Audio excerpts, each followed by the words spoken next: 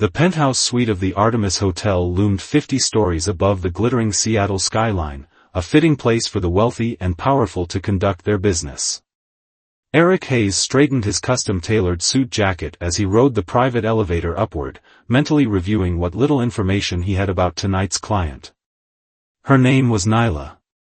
No last name provided. She had paid triple his usual rate for an evening companion to attend a diplomatic function, with specific instructions to act as her romantic partner. The agency had noted she was a foreign dignitary of some kind, though they couldn't say from where. The brief mentioned she had unusual appearance modifications, apparently popular among the ultra-wealthy these days. The elevator announced his arrival with a soft chime. Eric stepped out, confidence in every movement, a skill he'd perfected over years in this profession. His job was simple: provide charming companionship, follow instructions, ask no personal questions. The wealthy valued discretion above all else. He knocked on the penthouse door. 3 precise taps. "Enter," called a melodic female voice from inside. Eric stepped into the suite and froze. The woman standing by the floor-to-ceiling windows was striking in ways he couldn't have anticipated. Her skin was a soft shade of violet, not makeup or projected light, but her actual skin. Silver hair cascaded down her back in perfect waves that seemed to shimmer with their own light. But it was her eyes that truly arrested him, bright emerald green with gold flecks that almost appeared luminous. "You are Eric Hayes," she stated rather than asked, her posture unnaturally perfect. "Yes," he managed, recovering his professional demeanor. "And you must be Nyla. It's a pleasure to meet you." She tilted her head slightly, studying him with scientific intensity. "Your physical parameters match the specifications I requested. This is satisfactory." Eric smiled, attributing her formal speech to being non-native English speaking. "Thank you. I understand I'll be accompanying you to an event tonight?" "Correct. A gathering of influential humans where my presence alone would draw unwanted attention. With you as my apparent mate, I will blend in more effectively." "Apparent mate?" Eric raised an eyebrow, amused by her terminology. Nyla crossed to a nearby table where a glass of clear liquid sat. "Drink this. It will help you adapt to the evening's requirements." Eric hesitated. "I don't typically consume anything on assignment." "Professional policy." Something flickered across her face, surprise, perhaps? "You question a direct instruction?" "I maintain certain boundaries for my safety and yours," he explained gently. She seemed to recalibrate. "Interesting. Your self-preservation instinct overrides compliance programming." She set the glass down. "This is acceptable. Perhaps even preferable." As she moved around the room, Eric noticed the strange precision in her movements, as though each step was calculated rather than natural. Her dress, while elegant, seemed to have been chosen from a catalogue of appropriate human formal attire, rather than personal taste. "The gathering begins in 1 hour, Nyla said. "During this time, I require information about typical human romantic behaviors. My research has been theoretical." Eric smiled. Many clients hired companions for practice in social settings. "Of course. What would you like to know?" "Physical proximity parameters. Appropriate conversation topics. Nonverbal cues that indicate romantic attachment without suggesting immediate mating intent." He nearly laughed at her clinical approach but maintained his professionalism. "We typically stand closer to romantic partners than to others, sharing personal space signals intimacy. Light touches on the arm or back suggest connection. As for conversation, we might discuss shared experiences or ask questions that show interest in each other." Nyla nodded, clearly memorizing his words. "And what personal history should we fabricate to explain our pairing?" "Something simple is best. Perhaps we met through mutual connections a few months ago." She considered this acceptable. And what is the protocol if someone inquires about future reproductive plans? This time Eric couldn't hide his surprise. That's generally considered intrusive. We can politely deflect by saying we're focusing on the present. Nyla's eyes narrowed slightly. Humans find direct reproductive discussion uncomfortable. Noted. As Eric continued explaining human social norms, he couldn't shake the feeling that something was profoundly unusual about Nyla.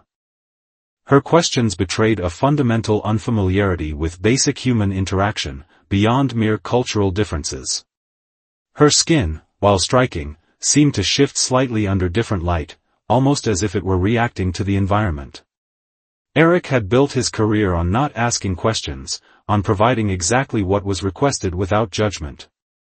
But as Nyla handed him a small communication device for emergency protocol activation, his curiosity began overriding his professional detachment. Who, or what, was Nyla really? And what kind of diplomatic function were they actually attending? The gala at the Westlake Center buzzed with Seattle's elite, tech moguls, politicians, and celebrities mingling beneath crystal chandeliers.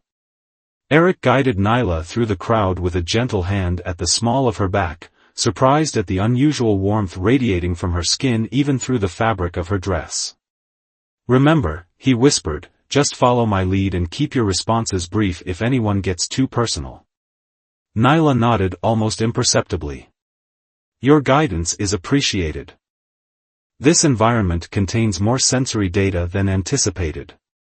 Eric had expected her unusual appearance to draw stares, but the wealthy crowd barely blinked at her violet skin. In a world where the ultra-rich modified themselves with genetic enhancements and cosmetic alterations, Nyla was merely another eccentric. As they approached the bar, a silver-haired man in an impeccably tailored suit fixed them with a penetrating stare. Nyla's posture stiffened. "Trouble?" Eric murmured. "Elder Vex," she replied so quietly he barely heard. "He should not be here. This compromises parameters." Before Eric could ask for clarification, the man approached. His skin had an unusual silvery sheen that Eric initially took for expert makeup. "Envoy Nyla," the man stated, his accent similar to Nyla's. "Your presence at this gathering was not authorized." Eric stepped slightly forward, slipping into the protective boyfriend role. "I don't believe we've been introduced." The man's eyes, pale blue with strange horizontal pupils, flicked dismissively to Eric. "This human is irrelevant to our discussion." Nyla's hand gripped Eric's with surprising strength.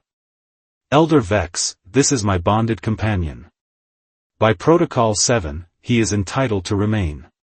Something passed between them, an unspoken tension that Eric couldn't interpret. Finally, the silver man inclined his head stiffly. "Very well. You have 12 hours to complete your assessment and report." The council grows impatient. He leaned closer to Nyla. "Remember your primary directive." After he departed, Eric guided Nyla to a quiet corner. "Want to tell me what that was about?" "Who was that man?" "A superior from my delegation," she replied carefully. "Our presence here has diplomatic implications you need not concern yourself with." The communication device in Eric's pocket suddenly vibrated. He pulled it out to find a message flashing: "Extraction protocol initiated. Return to suite immediately." "We need to leave," Nyla stated, already moving toward the exit with unnatural speed. Back in the penthouse, Nyla moved with frantic precision, gathering small devices Eric hadn't noticed before. Her composure had cracked, revealing something closer to fear. "Your services are no longer required," she said without looking at him. "You will be compensated for the full evening as agreed." Eric should have left. This was clearly beyond the scope of his contract. But something, curiosity, concern, or perhaps the strange connection he'd begun to feel with this unusual woman, kept him rooted in place. "What's going on, Nyla? Are you in danger?" She paused, those remarkable green-gold eyes studying him. Your involvement creates unnecessary risk. Let me help, he offered, surprising himself. Why would you extend assistance beyond contractual obligations? Genuine confusion crossed her face. Before he could answer, the lights in the penthouse flickered and died. Nyla grabbed his arm, pulling him toward the bedroom. They've accelerated the timeline, she muttered. Highly inefficient. In the darkness, she removed a panel from the wall that Eric would have sworn wasn't there before, revealing a hidden compartment. Inside lay what looked like advanced technology, sleek devices with pulsing lights and unfamiliar configurations. As she reached for one, her sleeve rode up, exposing more of her violet arm. In the dim light from the devices, Eric noticed something extraordinary, patterns beneath her skin that shifted and moved like circuitry. Not tattoos or implants, but something integrated with her flesh. You're not human, he whispered, the realization hitting him with absolute certainty. Nyla froze, then slowly turned to him. For once, her expression was unguarded. No, she admitted. I am not. What are you then? My species calls themselves Lazori. We have monitored Earth for centuries. Eric's mind raced to process this information. And that man at the party? An elder of my kind. He believes humans are too volatile, too dangerous for direct contact. Her fingers moved swiftly over one of the devices. I was sent to assess your species, but my methods are unorthodox. Assessment for what purpose? Eric asked, though part of him feared the answer. Nyla hesitated. To determine whether Earth represents a threat to galactic stability. The implications staggered him. And your conclusion? Inconclusive, she said. Humans are paradoxical, violent yet compassionate, selfish yet capable of profound sacrifice. She looked directly at him. But there is another complication. Which is? When you agreed to act as my romantic partner, you inadvertently triggered a biological and cultural response in my physiology. Her voice grew quieter. Among my people, we bond only once in our lifetimes. Eric stared at her, understanding dawning. Are you saying that I'm? Yes, she confirmed. By Lazori customs and biology, you are now my bonded mate. And for that transgression alone, my people may decide your entire species is too dangerous to exist. Eric felt like he'd stepped into a science fiction movie. One moment he was a professional companion doing his job, the next he was apparently married to an alien whose species might decide to eliminate humanity. Let me get this straight, he said, struggling to keep his voice steady. You hired me for one night, and now we're, what? Alien married? Nyla tilted her head, her emerald eyes reflecting the dim emergency lights. The bond is not precisely equivalent to human marriage. It is deeper, a biological and neurological connection that forms when Lazori recognize a compatible life partner. And you just recognized me? A random human? Not random, she corrected. Your genetic and neurological patterns are extraordinarily compatible with my own. This is unexpected but not impossible. The universe has strange symmetries. A loud thud against the penthouse door interrupted them. Nyla's expression hardened. They are here. We must leave. She grabbed a small disc-shaped device and pressed it to the wall. It melted into the surface, spreading outward like liquid metal. This will delay their entry by approximately 4 minutes. Eric found himself following her to the balcony. 50 stories below, Seattle's traffic looked like streams of light.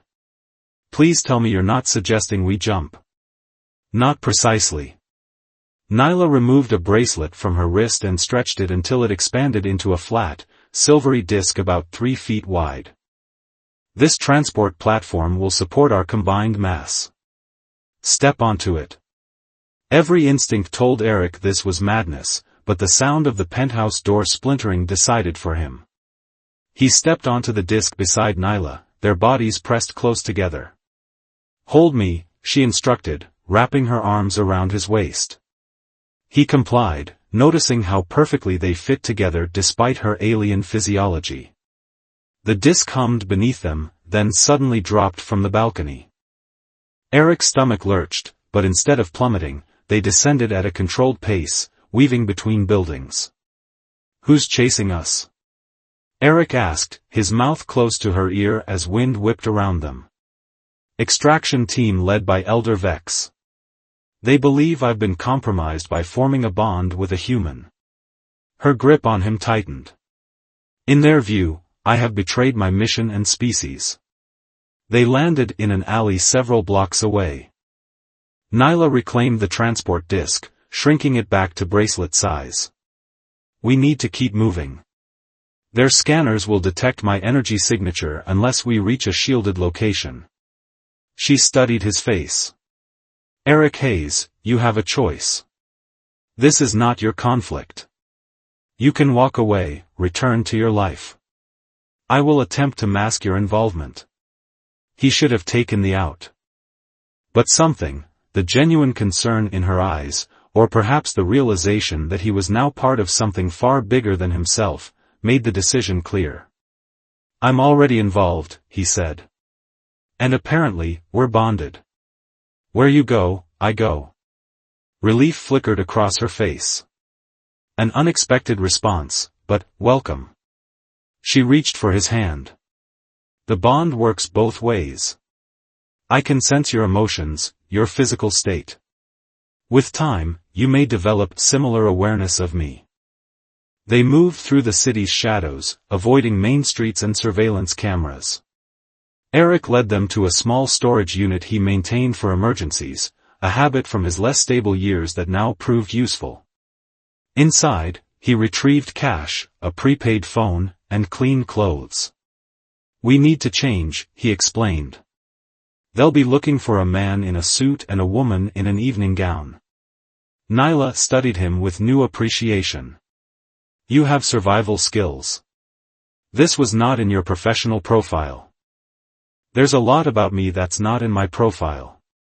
Eric handed her a dark hoodie and jeans. "Will these fit?" "My physiology allows for minor adaptations." She began removing her dress without hesitation. Eric quickly turned away, giving her privacy despite their apparent bond. "Your modesty response is unnecessary," she noted behind him. "Bond mates among my people share everything." "Yeah, well, we're still getting to know each other on my planet," he replied, changing his own clothes with his back turned. When they faced each other again, Nyla looked surprisingly human in casual clothes, her silver hair tucked under a baseball cap. Only her violet skin and luminous eyes gave her away. "Can you do anything about?" Eric gestured to her complexion. She nodded, closing her eyes in concentration. Slowly, her skin shifted, the vibrant violet fading to a human tan. "This camouflage requires constant focus. It will not fool their scanners, but it will help us blend with human crowds." Eric couldn't help but stare. "That's impressive. A basic adaptation. Now, we need a destination with natural electromagnetic interference to mask my signature." She looked to him expectantly. Eric thought for a moment. "I know a place. An old friend works at a research facility north of the city. They have powerful electromagnets for their particle experiments. Will this friend help us without asking problematic questions?" "Olivia owes me a favor, several, actually." Eric smiled grimly. "And she's always said she'd give anything to meet an alien." "You would reveal my identity to another human?" Nyla asked, alarmed. "Only if absolutely necessary," he assured her. "But we need somewhere to regroup and figure this out." He hesitated. "What exactly happens if your people catch us?" Nyla's expression darkened. "For me, mind-wiping and reconditioning.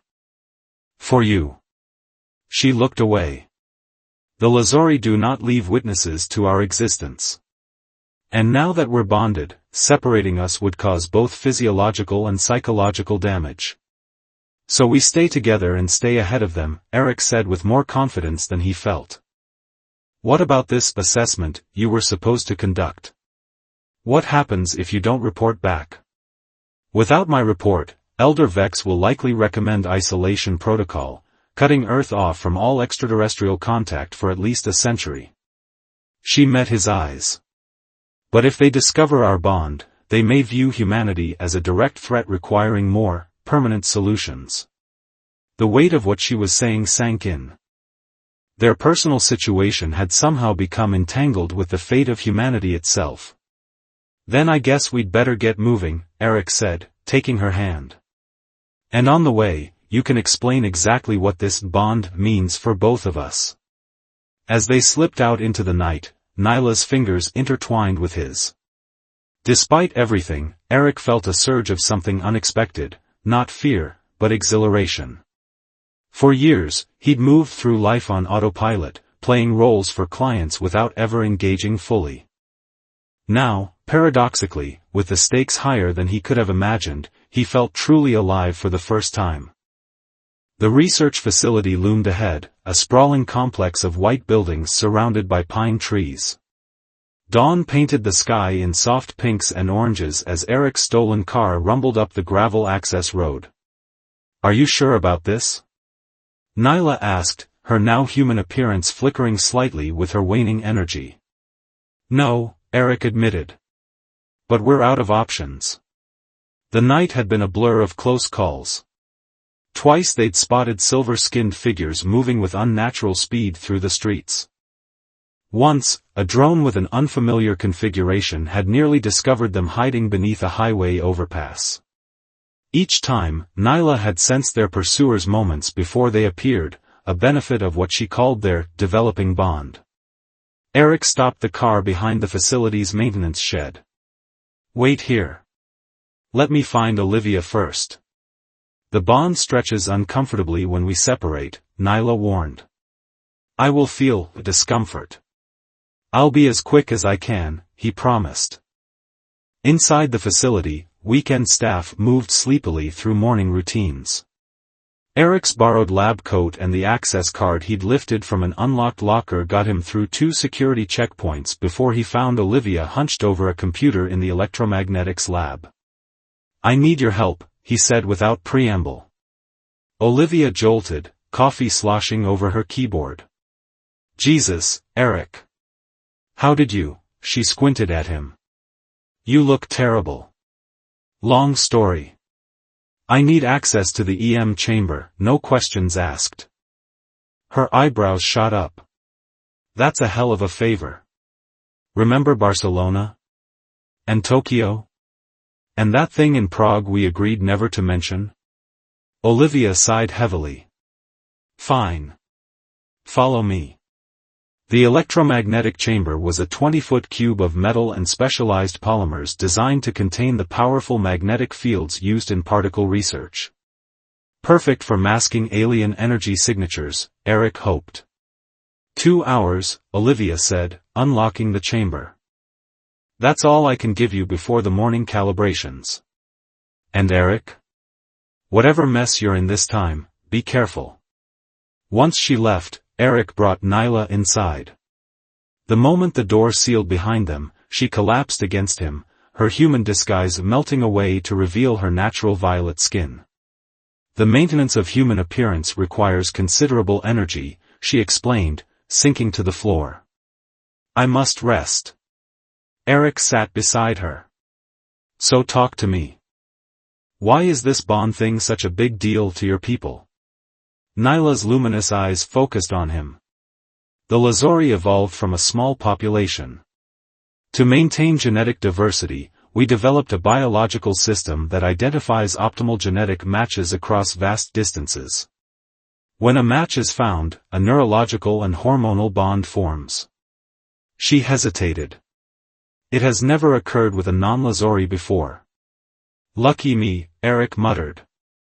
Indeed. You are unique in the galaxy. She wasn't joking. And what happens now? The bond will strengthen. Already you can sense my emotional state, yes?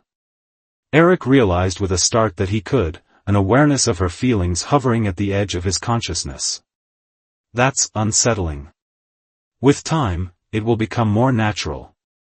We will develop telepathic communication, shared dreaming, even synchronized physiological responses. She studied his face. This disturbs you. Wouldn't it disturb you? Yesterday I was just a guy doing his job. Today I'm psychically linked to an alien and running from others who want to mind-wipe us or worse. Nyla reached out, her fingers brushing his cheek with unexpected tenderness. I did not choose this timing, Eric Hayes. But I do not regret the bond. Something in her touch sent warmth cascading through him, and Eric knew it wasn't entirely physical. The bond between them pulsed, giving him glimpses of her thoughts, her genuine fascination with humans, her growing affection for him specifically, her fear of her own people's judgment. What happened to assessment for galactic stability, he asked. Weren't you supposed to be deciding if humans are too dangerous to exist?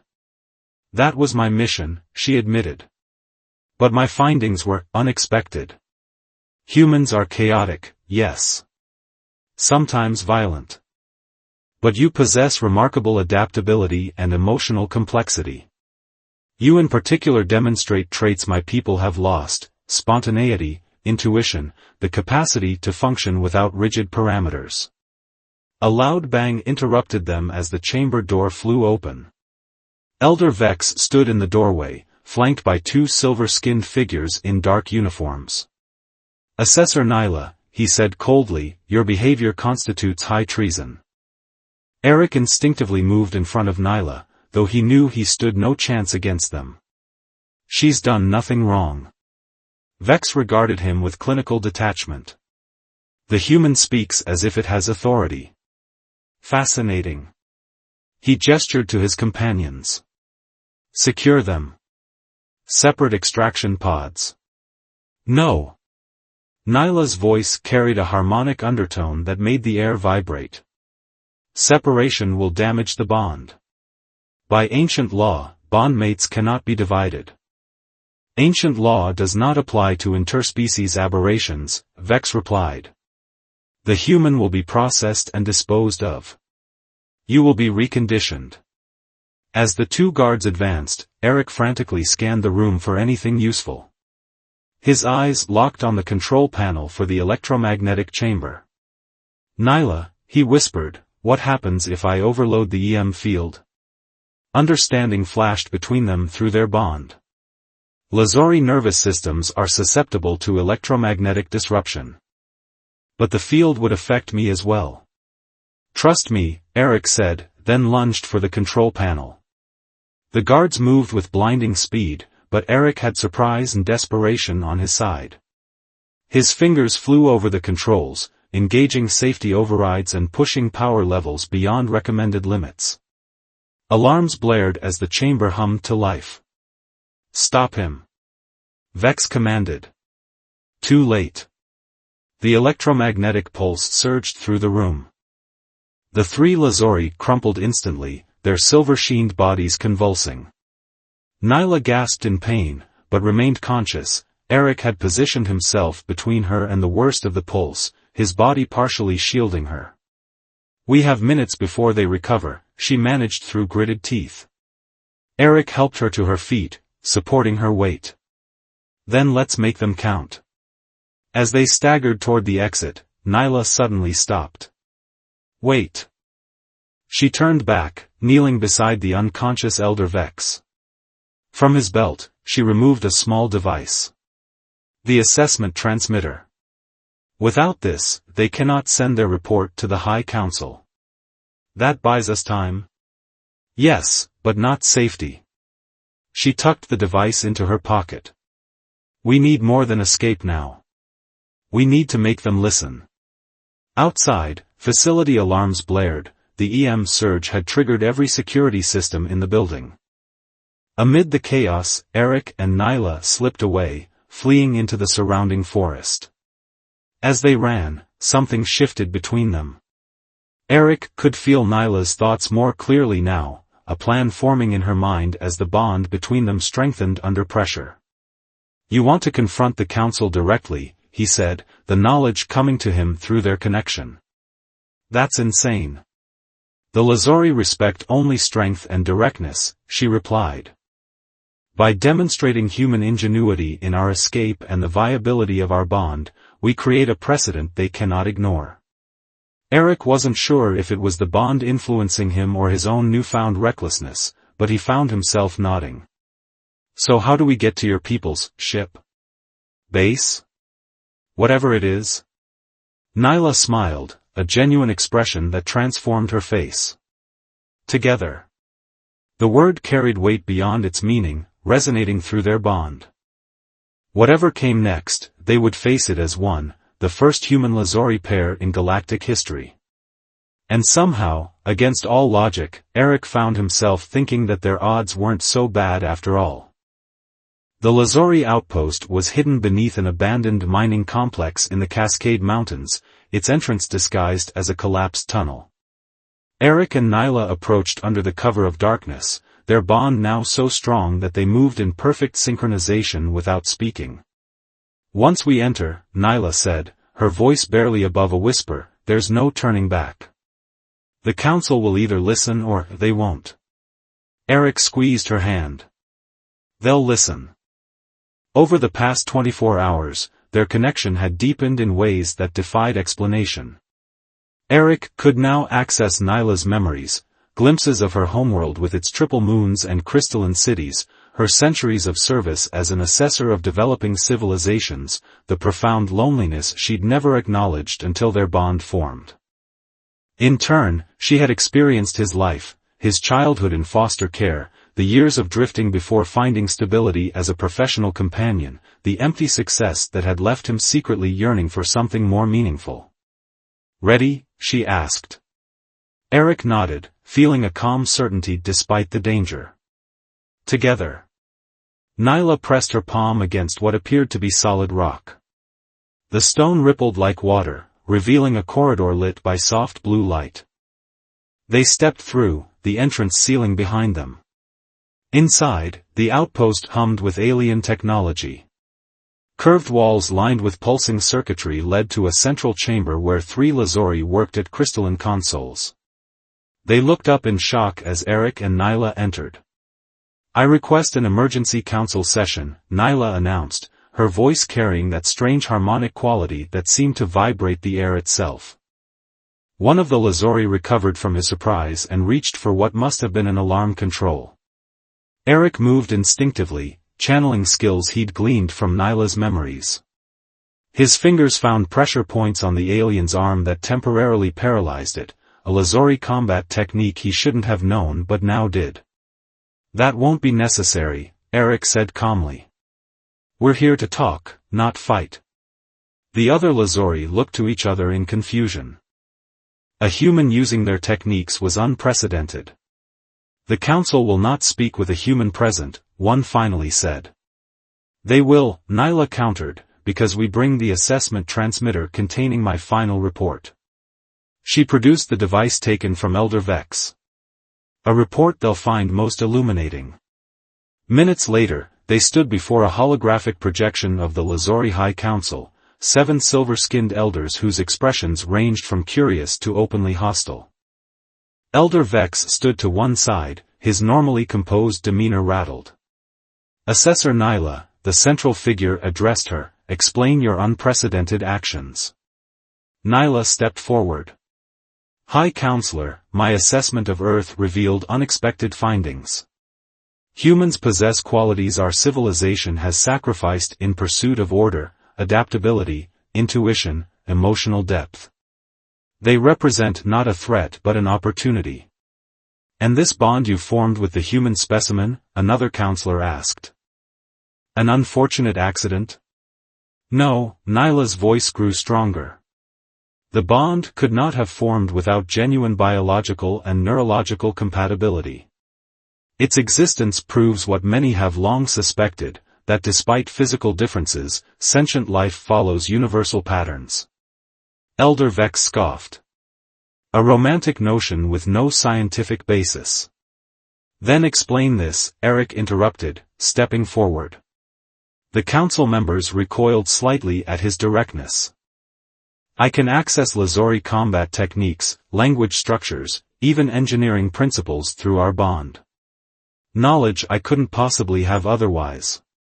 To demonstrate, he spoke several sentences in the Lazori language, a series of harmonics and clicks impossible for human vocal cords without the neural adaptations the bond had created. Murmurs spread through the council. Remarkable, one whispered. The human speaking our sacred language is an abomination, Vex protested. Or proof of what Assessor Nyla suggests, the High Counselor replied thoughtfully. That our species are more compatible than we believed. For hours, the debate continued. Eric and Nyla presented their case, that humanity, despite its flaws, deserved the chance to join the greater galactic community. That their bond represented a possible new future of cooperation rather than isolation. Finally, the High Counselor raised a six-fingered hand for silence. We will need time to consider the full implications. Until then, Assessor Nyla, you and your bond mate will remain under observation. Your final assessment will be taken under advisement. As the hologram faded, Nyla turned to Eric, her relief flowing through their bond. It's more than I hoped for. They're actually considering it. What happens now? Eric asked. Now, she said, comes your most difficult choice. They were given quarters within the outpost, a single room designed for Lazori physiology but adapted hastily for human needs. As they sat facing each other on the strange, gel-like surface that served as a bed, Nyla took both his hands in hers. The bond between us cannot be broken, she said softly. But you have a life on Earth. Friends, work, a world you understand. Eric felt the weight of her unspoken question. And my other option? Come with me, she said simply. The Council will never allow me to remain on Earth, regardless of their decision about human-Lazori relations. I will be reassigned, perhaps to another assessment mission or back to our homeworld. Leaving Earth behind. Forever. Yes. Eric closed his eyes, feeling the strength of their connection pulsing between them. Through it, he could sense her conflict, her desire for him to choose her warring with her concern for his happiness. What kind of life would I have among your people? He asked. An unprecedented one, she admitted. You would be the first human to live among the Lazori. There would be challenges, prejudices to overcome. But there would also be wonders beyond anything your species has imagined. And, she added softly, there would be us. Through their bond, he felt the depth of what that simple, us, contained, a connection more profound than anything possible between two humans. A sharing of mind, body, and something beyond both that had no name in either language. I've spent my whole life playing roles for other people, Eric said finally. Becoming whatever they needed or wanted in the moment. With you, for the first time, I'm just me. And somehow, that's enough. Her eyes widened as she sensed his decision through their bond before he spoke it. I choose us, he said. Whatever comes with that, new worlds, new challenges, I choose us. Joy radiated from her, flowing into him through their connection. Nyla leaned forward, pressing her forehead against his in the traditional Lazori gesture of intimate bond acknowledgement. As their skin touched, the bond between them flared bright enough that Eric imagined it must be visible to others, a golden thread connecting two beings who, by all cosmic logic, should never have met. My people have a saying, Nyla whispered. What the universe joins cannot be sundered by mere distance or difference. Eric smiled, the translation coming to him naturally now. On Earth, we just say love finds a way. Simpler, she conceded. But perhaps more accurate. Outside their quarters, the Lazori Council continued their deliberations about humanity's place in the galactic community. Important questions of cosmic significance hung in the balance. But within the small room where human and alien sat with foreheads touching and fingers entwined, the most important question had already been answered. Whatever came next, whatever new worlds, new challenges, new prejudices they would face together. The universe, it seemed, had more imagination than either of their species had given it credit for.